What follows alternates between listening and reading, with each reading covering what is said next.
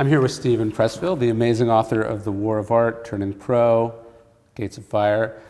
One of my favorite moments in The War of Art, I think it's in The War of Art, you tell this story about you're hard at work in a novel. I think you were like living in a trailer in Central California or something like this, and you finish the novel and you go over to your friend's house who's also an author, you like for congratulations or something, and as you're telling this to him, you can hear on the radio that Nixon has been impeached.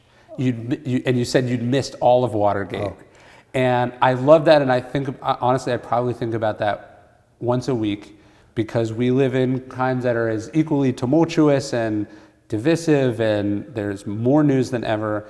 And so this idea of like, you should be focused on your work, you should be focused on big picture, you should be focused on your own self-improvement, not monitoring the news in real time. How do you, as someone whose work requires so much concentration and focus, how do you tune out those kinds of distractions? That's a great question because it's like I'm like an MSNBC junkie.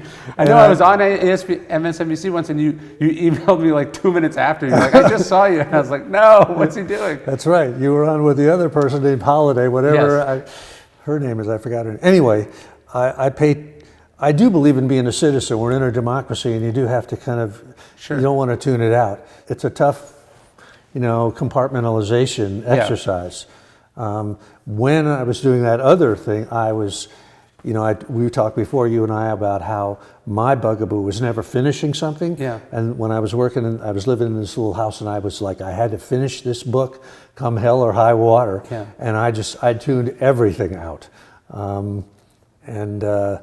I think back on that year, it was a great year to have that. Yeah. I just wrote and read and did nothing else. But I think you do have to sort of balance it because we are citizens. Sure. As you know this from the ancient world. In ancient Athens, if there was a revolution in the city and you didn't take part, when the revolution was over, they fined you.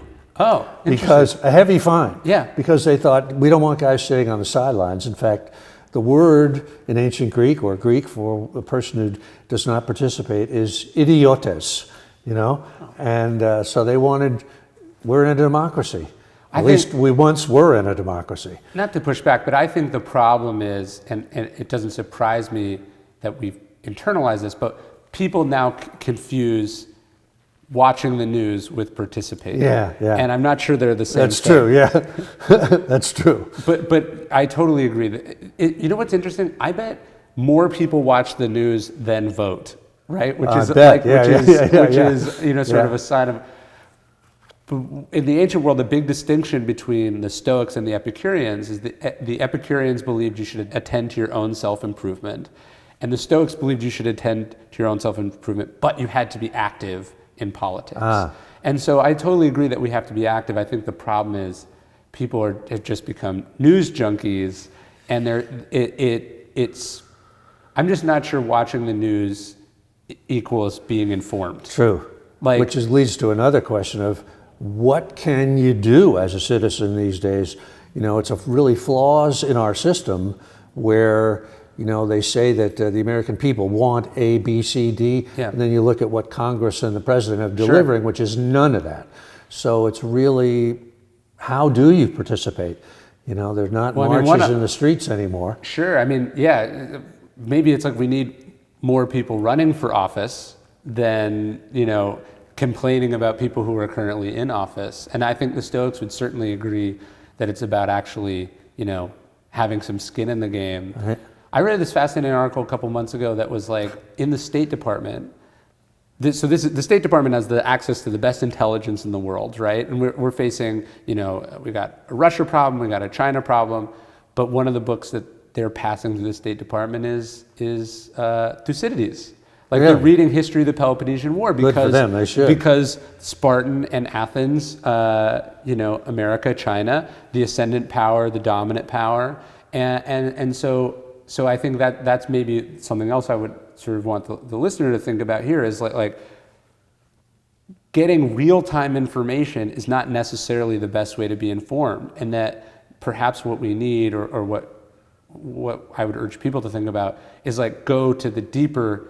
Like I could probably learn more about wrapping my head around China by reading your novel, Tides of War, than angry tweets from a bunch of misinformed journalists. Do you know what I mean?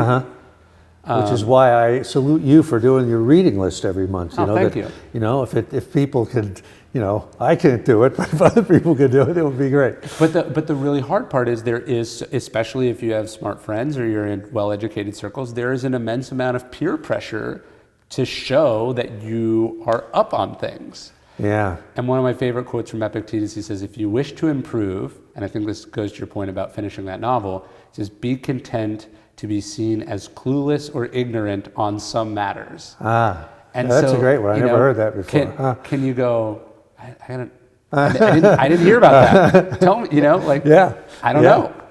Well, I certainly missed Watergate completely. I can tell you that. Yeah. And here's the thing. You following Watergate, I'm not sure it would have changed Watergate. Yeah, right, yeah. And it's like, look, Trump will be impeached or he won't be impeached, right? I was thinking about this too. It's like, if you don't know who you're going to vote for, then you should watch the debates. If you do know who you're going to vote for, watching the debates is just crappy entertainment. You know?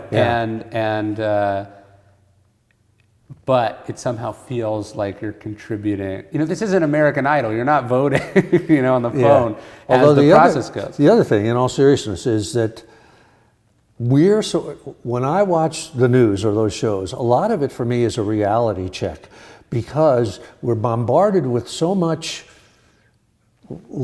lies. Sure. And so many spun interpretations that if you're not careful, you can start to think to yourself, gee, is that right? Is that really the way to look at this thing? Sure. And so it's great for me to hear certain people articulate a political point of view, and I go, I agree with that. That's what, you know, the reality is. It's hard to know what the reality is. I'm sure if we lived in Soviet Russia, that you'd be so bombarded by Pravda and Izvestia and all that stuff that you have no choice but, you know. Sure. And which I'm kind of worried that we're getting to that state. Yeah, no, it's like information is abundant and truth is increasingly rare. Yeah. And I think, the philosopher's job is to find truth wherever you can. Yeah. But to make sure, you're not consuming so much information that you lose sight of truth. Yeah. Hey, thanks for watching Daily Stoic. If you want to learn more about Stoicism, you can check out some of our other videos here.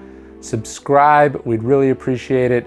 Keep learning, keep studying, and remember those 4 Stoic virtues: courage, justice, temperance, and wisdom.